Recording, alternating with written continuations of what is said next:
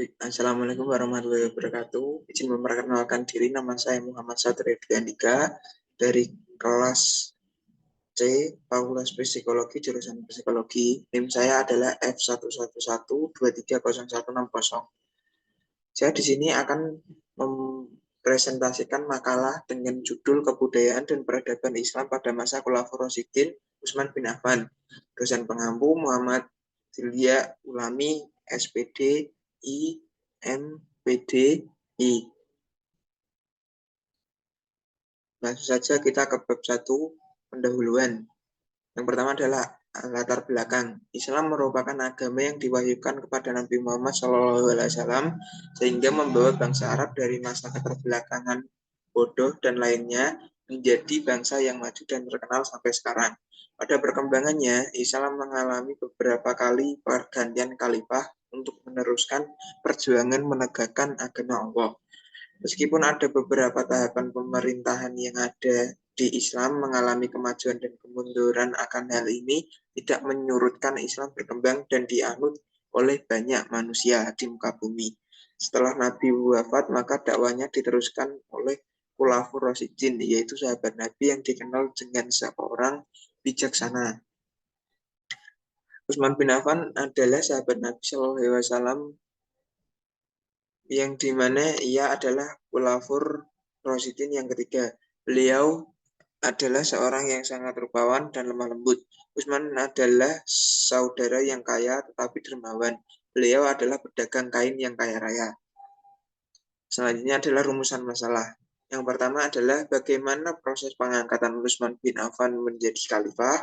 Yang kedua, apa permasalahan pertama yang ditangani Utsman bin Affan. Yang ketiga, kondisi masyarakat pada masa pemerintahan Khalifah Utsman bin Affan. Yang keempat adalah apa saja keutamaan Utsman bin Affan. Tujuan dari penulisan makalah ini adalah yang pertama untuk mengetahui proses pengangkatan Utsman bin Affan menjadi khalifah, yang kedua mengetahui permasalahan pertama yang dihadapi Utsman bin Affan, mengetahui bagaimana kondisi masyarakat pada masa pemerintahan Utsman bin Affan, yang keempat mengetahui keutamaan Utsman bin Affan.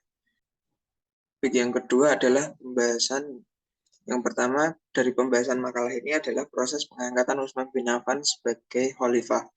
Utsman bin Affan terpilih sebagai khalifah ketiga menggantikan Umar bin Khattab pada 23 Juli. Proses seleksi didasarkan pada konsultasi dan keputusan para sahabat yang dipilih oleh Khalifah Umar bin Khattab sebelum ia meninggal dunia. 6 kandidat terpilih antara lain Ali bin Abi Thalib, Utsman bin Affan, Abdurrahman bin Auf, Sa'ad bin Abi Waqqas, Zubair bin Awam, dan Talhah bin Ubaidillah. Pada hari ketiga setelah kematian Umar bin Khattab, ke-6 kandidat membahas masalah tersebut di bawah pengawasan panitia seleksi. Pada akhirnya, Utsman bin Affan terpilih karena mayoritas pendamping lebih memilihnya daripada kandidat lainnya. Abdurrahman bin Auf, salah satu dari ke-6 kandidat, mengumpulkan pendapat dari rekan-rekan lain sebelum membuat keputusan akhir. Pada hari ketiga, ia mengadakan pertemuan dengan Subyar bin Klub dan Sa'ad bin Abi Waqqas.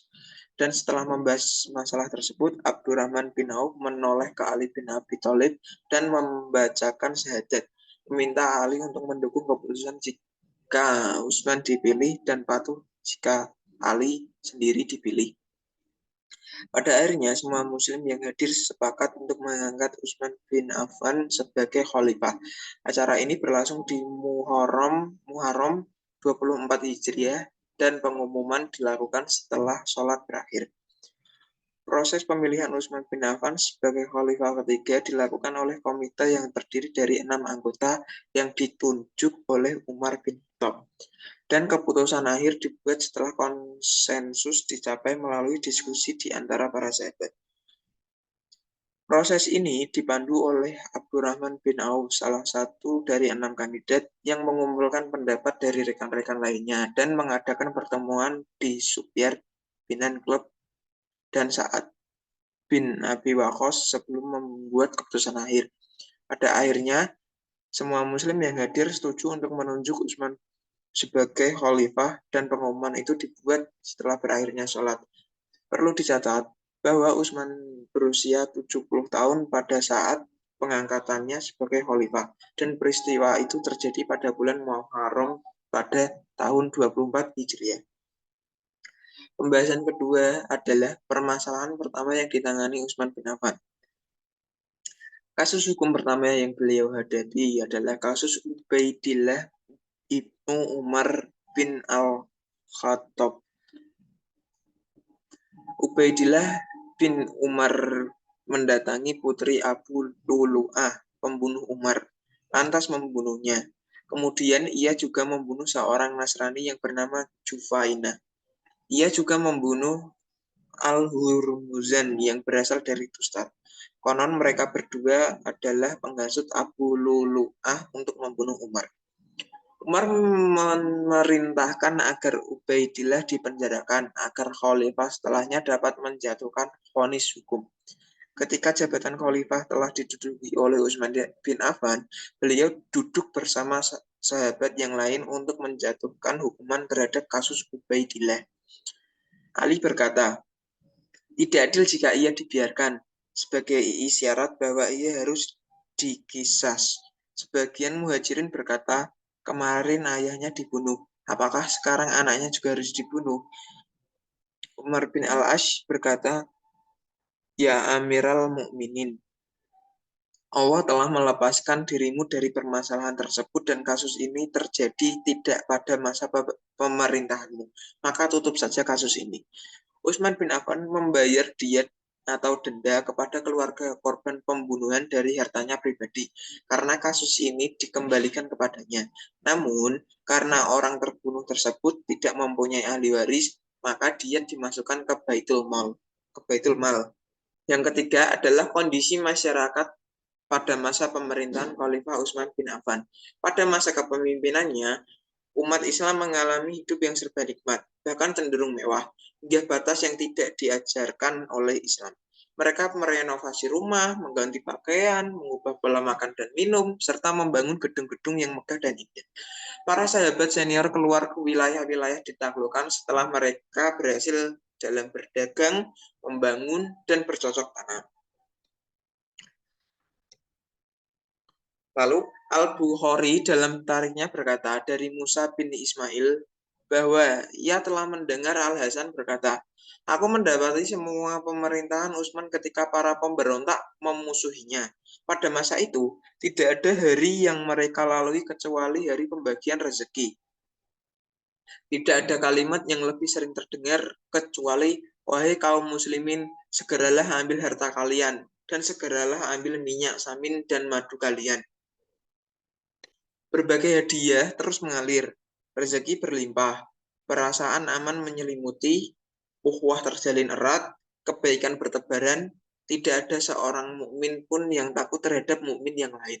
Siapa saja yang ditemui di atas muka bumi, ia adalah saudara. Hasan al-Basri berkata, jika mereka bersikap sabar ketika melihat apa yang terjadi, tentunya mereka akan mendapatkan rezeki yang lebih melimpah. Namun mereka berkata, demi Allah, harta itu tidak sampai dan tidak diserahkan. Sementara di sisi lain, pedang yang tersarung mulai mereka hunus terhadap diri mereka sendiri. Atau yang disebut mulai terjadi perang antara sesama muslim. Pedang tersebut masih terus terhunus sampai saat ini. Demi Allah, aku melihat mereka bahwa pedang itu akan terus terhunus sampai akhir kiamat. Itu adalah kondisi masyarakat pada masa pemerintahan Khalifah Utsman bin Affan. Selanjutnya, keutamaan Utsman bin Affan.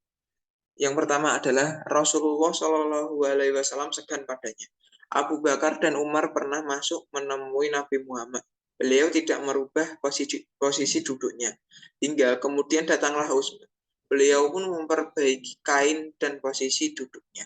Ketika ditanyakan hal itu kepada Rasulullah Shallallahu Alaihi Wasallam, beliau pun menjawab dengan hadis riwayat Muslim yang artinya adalah bagaimana aku tidak malu pada seseorang yang para malaikat saja malu kepadanya. Sayyidina Utsman dikenal sebagai pemalu. Rasulullah SAW pernah bersabda dari hadis riwayat Tirmizi yang artinya adalah yang paling penyayang dari umatku adalah Abu Bakar. Yang paling kuat dalam memegang hukum Allah adalah Umar. Dan yang paling benar sifat malunya adalah Utsman bin Affan. Dan malu adalah salah satu dari akhlak yang sangat luhur dalam Islam, di mana Rasulullah SAW bersabda tentang sifat malu. Ya, artinya sifat malu tidaklah mendatangkan kecuali kebaikan. Hadis riwayat Abu Daud. Yang kedua adalah Rasulullah pernah meminta sumpah setia para sahabat demi Utsman. Dalam sirah Nabawiyah, kita temui peristiwa Bayatul Ridwan di mana Nabi Muhammad meminta sumpah setia para sahabat untuk menuntut bela atas diri Utsman. Sampai Rasulullah SAW bersabda kepada mereka yang turut berbaiat. Yang artinya dalam hadis riwayat Al-Bukhari, kalian adalah sebaik-baik penduduk bumi. Lalu Rasulullah SAW bersabda yang artinya atas izin Allah tidak ada satupun yang masuk neraka dari orang-orang yang berbaiat di bawah pohon ini. Jadi riwayat Muslim. Allah Ta'ala berfirman tentang peristiwa tersebut dari Quran surat Al-Fat ayat 18.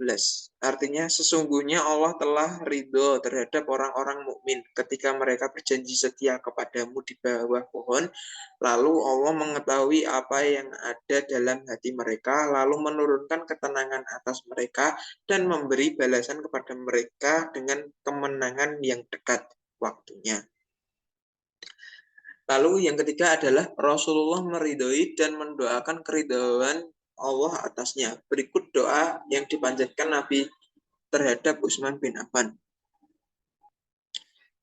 Yang artinya dari hadis riwayat Ibnu As-Sakir, ya Allah, aku telah ridho kepada Utsman, maka ridhoilah dia. Yang keempat adalah Utsman menjadi salah satu pegangan umat setelah Rasulullah wafat. Rasulullah SAW bersabda, yang artinya kalian akan mendapati sepeninggalku banyak fitnah dan perselisihan. Ada seseorang yang bertanya kepada beliau, kepada siapa kami merujuk ya Rasulullah? Beliau menjawab, hendaknya engkau berpegang kepada yang terpercaya dan para sahabatku. Dan beliau pun mengisyaratkan pada Utsman. Hadis riwayat Ahmad. Yang selanjutnya adalah bab ketiga, yaitu kesimpulan. Kesimpulan dari makalah ini adalah Utsman bin Affan terpilih sebagai khalifah ketiga, menggantikan Umar bin Khattab pada 23 Juli. Proses seleksi didasarkan pada konsultasi dan keputusan para sahabat yang dipilih oleh Khalifah Umar bin Khattab sebelum ia meninggal dunia. 6 kandidat terpilih antara lain Ali bin Abi Thalib, Utsman bin Affan, Abdurrahman bin Auf, Sa'ad bin Abi Waqqas, Zubair bin Awam, dan Talhah bin Ubaidillah.